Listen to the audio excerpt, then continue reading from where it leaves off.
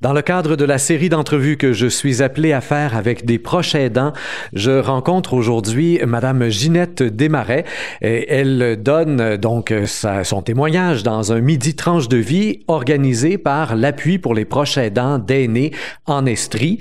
Et c'est évidemment un organisme qui est très aidant pour les proches aidants eux-mêmes et qui a eu cette idée donc de mettre sur pied quelques midis tranche de vie où on a vraiment les témoignages de gens qui, depuis quelques années déjà souvent, accompagnent des proches qui ont été frappés par la maladie. Alors, Madame Desmarais, bonjour.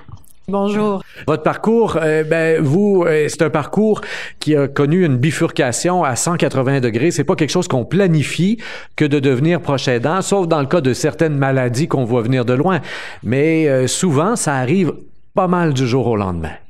Oui, ça arrive de façon brutale. C'est sûr qu'on peut voir quand même une certaine évolution au début. La forme est moins présente chez le conjoint. Le manque d'énergie est de plus en plus apparent. Sauf que du jour au lendemain, c'est ça dans le cas de mon mari, du jour au lendemain, il n'a plus été capable de marcher. Donc, pendant 15 jours, je l'ai promené dans le logement sur une chaise de bureau.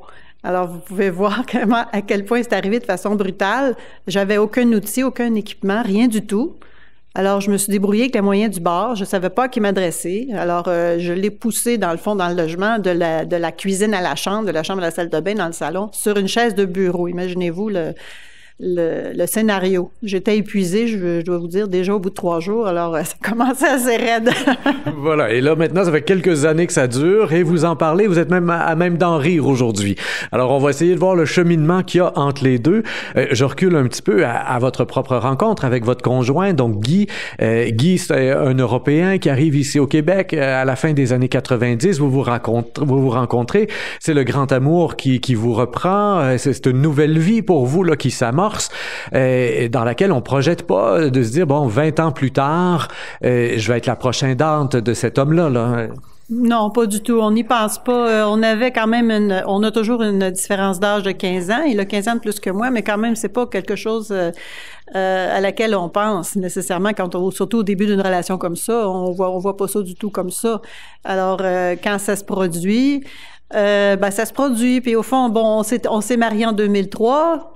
Comme tout mariage, on est là pour le meilleur et pour le pire. Ben là, c'est ça. Le pire, c'est pointer le bout du nez, que voulez-vous? Et alors, on répond présent. On continue. Alors vous, ça a pris la forme de la maladie, évidemment, le diabète de type 2 qui dégénère après ça parce que ça va affecter passablement tous les organes et entre autres aussi la tête. Alors que votre époux était un homme très cultivé et encore aujourd'hui, il en reste des traces de ça, là, de cette culture qu'il avait, c'est son amour de la lecture et de la connaissance, là. Oui, tout à fait. C'est quelqu'un un érudit, si vous voulez, qui était vraiment en amour avec la langue française, qui avait une culture livresque assez considérable. Et en fait, les premiers symptômes, je vous dirais, sur le plan cognitif, se sont manifestés, en fait, face à l'ordinateur. Par exemple, vous prenez l'explorateur Windows. Hein? Il y a toute une arborescence là-dedans. On navigue d'un répertoire à un dossier, un sous-dossier, tout ça. Et lui, à un moment donné, dans tout ça, il ne se retrouvait plus. Alors là, les premiers signes ont commencé comme ça. Devant un fichier Word, ça allait, mais devant l'arborescence, ça marchait plus du tout. Alors, c'est ça, ça a été les premiers signes, si vous voulez, au niveau cognitif, là, que quelque chose se passait. Donc aujourd'hui, il est en CHSLD et il s'est passablement promené là, justement dans le système depuis 2015.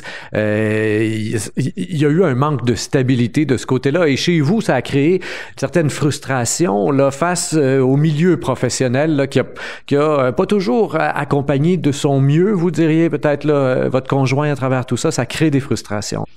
Oui, ça crée des frustrations. Je voudrais dire quand même que dans le système de santé actuel, il y a personne qui se lève le matin en disant, bon, aujourd'hui, je vais rendre la vie impossible à quelqu'un qui est malade ou à ses proches. C'est pas ça. Ce ne sont pas des choses volontaires. C'est la structure du système, de ce travail en silo, qui fait que quand nous, comme bénéficiaires, comme usagers, comme proches, on a besoin d'être guidés. Alors là, c'est vraiment, il y a pas vraiment de structure d'accueil.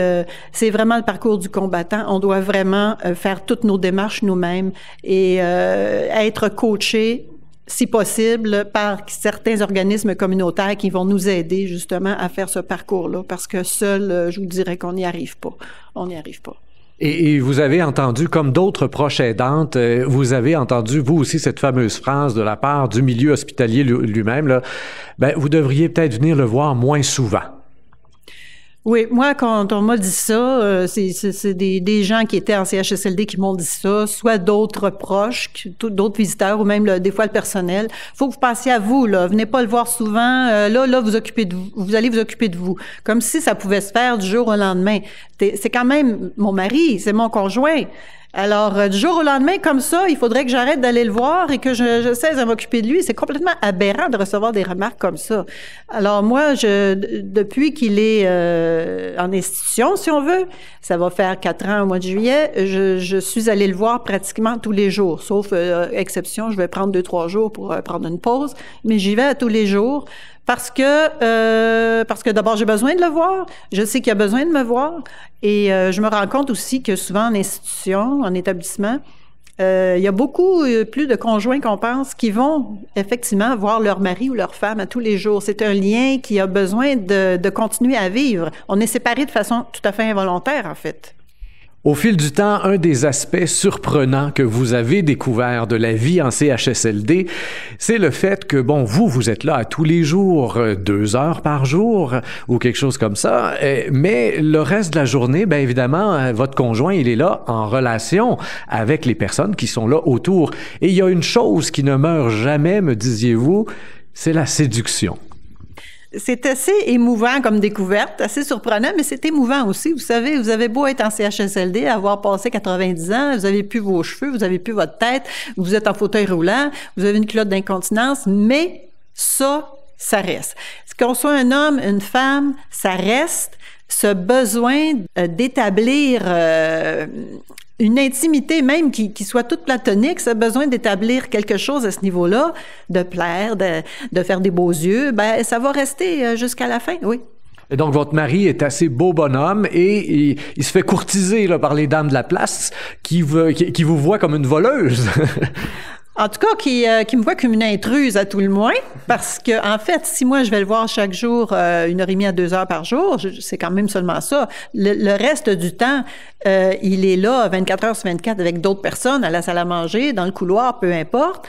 Et il est déjà arrivé qu'une dame s'entiche vraiment de lui. Et d'ailleurs, ce qui est comique, c'est qu'elle avait 15 ans de plus que lui, ce qui était quand même très âgé. Mais il passait de longues heures côte à côte, sans nécessairement se parler, mais il y avait une intimité qui était là, une espèce de complicité, je dirais, face à l'adversité, tu sais, on se tient ensemble et tout. Et moi, quand j'arrivais pour ma visite, j'allais le chercher, puis là, elle me regardait, puis elle me disait, oublie pas de me le rapporter, là, tu sais, il est à moi. Veut pas, elle manifestait une petite jalousie, mais moi aussi, du coup, j'étais pas super sereine, là, devant une situation comme ça. Et il a fallu, un moment donné, que je me raisonne, là. Peut-être que je dise, bon, écoute, c'est sa vie, après tout. Et vous en parlez au passé, je devine que cette dame-là est décédée. Est-ce que votre mari a vécu un deuil au moment de ce décès-là? Écoutez, je lui ai franchement posé la question, innocemment, parce que je voulais pas non plus en faire un plat. Il me dit que non.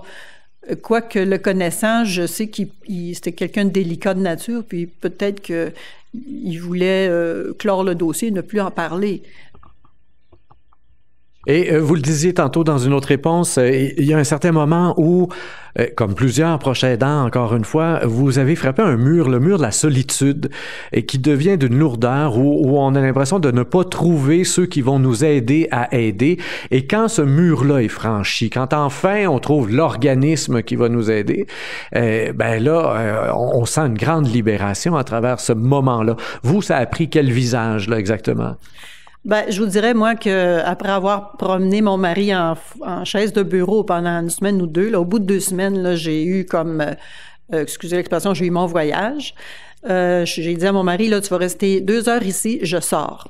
Je suis sortie pendant 2 heures, je suis allée dans un CLSC à Sherbrooke, je suis rentrée, comme dans un moulin, j'ai vu un bureau, c'était écrit travailleur social, j'ai ouvert la porte, je me suis assise, puis j'ai dit, là, toi, là, j'étais assez bête et assez en colère, je dois dire. J'ai dit, toi, là, regarde, là, j'ai besoin d'aide, là, c'est ici que ça commence. J'ai fait ça parce que des petits téléphones, des petits courriels, non, ça marche pas, là. faut faire un coup d'éclat. C'est plate à dire, mais c'est comme ça. Au plus fort la poche. Désolée, mais j'ai engueulé quelqu'un. Je me suis montrée assez vindicative. Et puis là, on dirait que ça a déclenché quelque chose. Malheureusement, c'est comme ça que ça fonctionne souvent.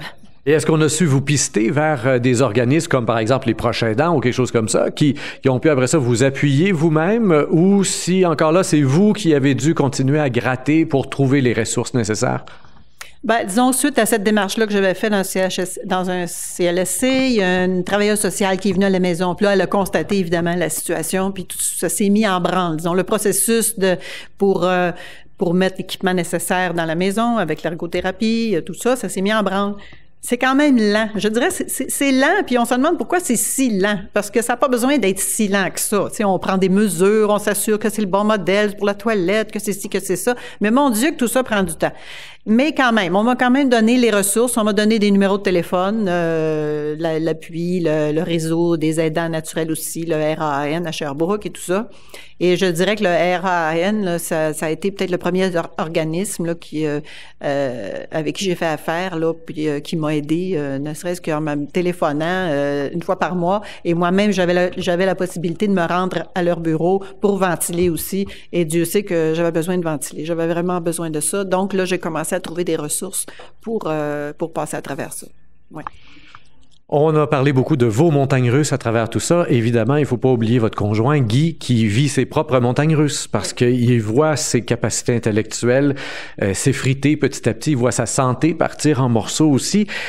Vous me disiez en pré-entrevue les montagnes russes que lui-même vit. Quand il en arrive à dire « je veux en finir », souvent il n'est pas le seul à le dire sur l'étage. Vous avez cette impression que ça semble être relié à l'instabilité, par exemple, du personnel. S'il y a eu trop de changements autour, et ça affecte. Donc l'instabilité extérieure vient créer une instabilité à l'interne aussi, là. Oui, ça vient créer ça parce qu'il faut dire que dès qu'on a un peu de perte au niveau cognitif, les repères quotidiens deviennent extrêmement importants, que ce soit l'environnement physique, la chambre, les gens qui rentrent dans la chambre chaque jour pour vous soigner, pour vous donner des soins et des services, les visiteurs. Et dès que ça c'est chamboulé, peu importe, on change de personnel ou bien on change de chambre ou bien il y a d'autres choses qui changent ou je sais pas quoi, ça crée des perturbations qui sont insécurisantes. Ça rend la personne inquiète. Elle n'a pas besoin de ça. Et la pénurie de personnel actuellement fait, par exemple, qu'on va coucher des gens à 4 heures, à 5 heures de l'après-midi, parce qu'on n'a pas le temps de coucher tout le monde à 7 heures ou à 8 heures. On change des habitudes. On essaie que ça impacte pas toujours la même personne, mais il reste qu'à un moment donné, tout le monde en vient plus ou moins affecté par ça. Ne serait-ce que le changement d'heure qu'il y a eu la fin de semaine passée. C'est Effectivement. Au moment où on enregistre l'entrevue, on vient tout juste d'avancer l'heure et tout le monde est encore impacté par la chose. Vous vivez tout ça depuis 2015, l'entrée là, dans le réseau professionnel, et malgré donc toute la fatigue, les montagnes russes que ça implique, vous dites, malgré tout ça, je ressens souvent de mes visites au CHSLD plus énergisé que lorsque j'y suis entré, entre autres, à cause d'une implication que vous avez au niveau du comité des résidents. Et ça non plus, c'est pas la première fois que je l'entends. Donc, les proches aidants qui non seulement ne se contentent plus finalement d'aller voir la personne, mais en plus s'impliquent dans la vie du groupe au grand complet dans le CHSLD, là. Oui, tout à fait. En fait, on se rend compte en côtoyant ce système-là et en entrant dedans qu'il y a une culture en silo qui est très forte. Quand on s'implique dans un comité de résidents, peut-être je dirais que l'avantage ou le bénéfice qu'on a, c'est qu'évidemment, on n'a aucun job à perdre, on est libre, on est bénévole. On voit, nous, de notre point de vue, tout ce dysfonctionnement-là au niveau des communications, au niveau de la déconnexion de la réalité qu'on a des fois dans certaines sphères du système de santé. On la constate, on la voit, puis on est sur le terrain. On n'est pas là pour faire la révolution, mais les petits changements, les petites améliorations qu'on est capable d'apporter nous donne le sentiment, enfin, de pouvoir agir sur quelque chose. On n'est pas seulement dans l'impuissance, on peut faire quelque chose parce que les problèmes que notre proche vit au CHSLD, ce sont ceux de tous les résidents des CHSLD. Donc, à travers ce que vit mon conjoint, je peux essayer d'améliorer quelque chose au niveau de tous les résidents. Et c'est la même chose aussi pour tous ceux qui s'impliquent dans les comités de résidents, les bénévoles, tout ça. C'est un peu, je pense, la même philosophie qui nous anime là-dedans. Madame Desmarais, merci beaucoup pour cette entrevue et pour ce témoignage. Je vous rappelle, chers auditeurs, que nous étions en compagnie de Ginette Desmarais. Elle fait partie de ceux qui partagent leur tranche de vie dans le cadre des Midi Tranches de vie organisés par l'Appui Estrie, qui est un organisme qui est tout à fait dévoué pour venir en aide aux proches aidants, justement pour les proches aidants qui s'occupent particulièrement des aînés. Vous pouvez les retrouver sur l'appui.org. Comme toujours, je vous invite à faire circuler l'entrevue sur Facebook, Twitter et autres réseaux sociaux. Au microphone, Rémi Perra.